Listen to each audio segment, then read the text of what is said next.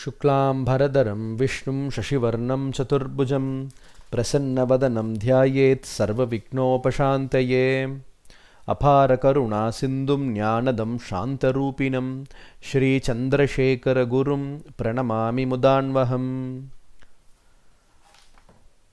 Hindu Dharma, Part 1, Religion in General, Chapter 5, Devotion, common to all faiths. All religious traditions have one purpose: to elevate man by freeing him from his cares and worries. A human being has worries that are not shared by other creatures. But it must be noted that all religious systems proclaim that man cannot only free himself from his cares if he makes an effort, but that he can also attain the enlightenment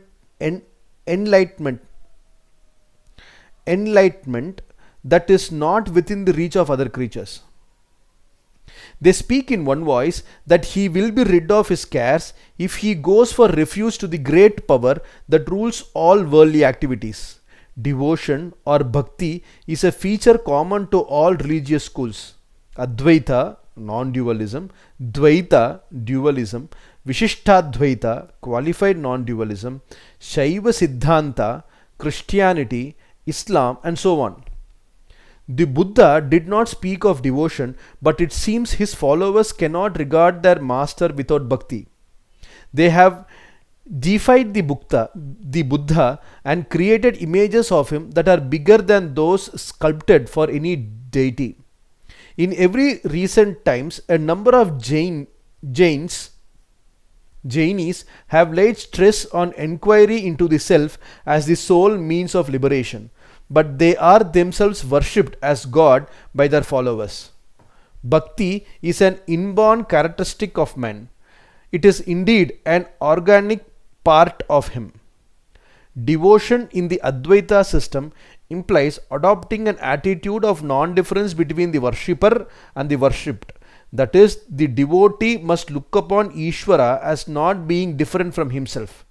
It might be asked, the devotee who worships the omnipotent and omniscient Lord has only very limited strength and knowledge. How can the two of them be the same? But the question also arises, does God regard us as being different from himself? If there are objects, entities different from God, how did they originate? If they come into existence as entities separate from him, how can he hold sway over them? If we think on these lines, it will become clear that the one and only Paramatman exists in various forms. If the ocean stands for Ishvara, we have in contrast the pond, the well, and the little quantity of water contained in a spoon, and so on, that stand for diverse living beings. The water in all is the same. There may be differences in the strengths of the various entities, but if we go to the base, the ground or root, you will discover that they are the same. If we go to the root, we will become one with the root. This is liberation according to Advaita. Merely to talk about non-dualistic liberation is nothing more than an intellectual exercise and will serve no purpose. The truth of such liberation must become an inward reality. In other words, the quest must culminate in actual experience, and it can be had only with the grace of Ishvara. Great sages proclaim that it is only with the blessing of that power which keeps us in a constant whirl of action that the whirl itself will stop, and that we will have the Advaitic urge to seek the ground.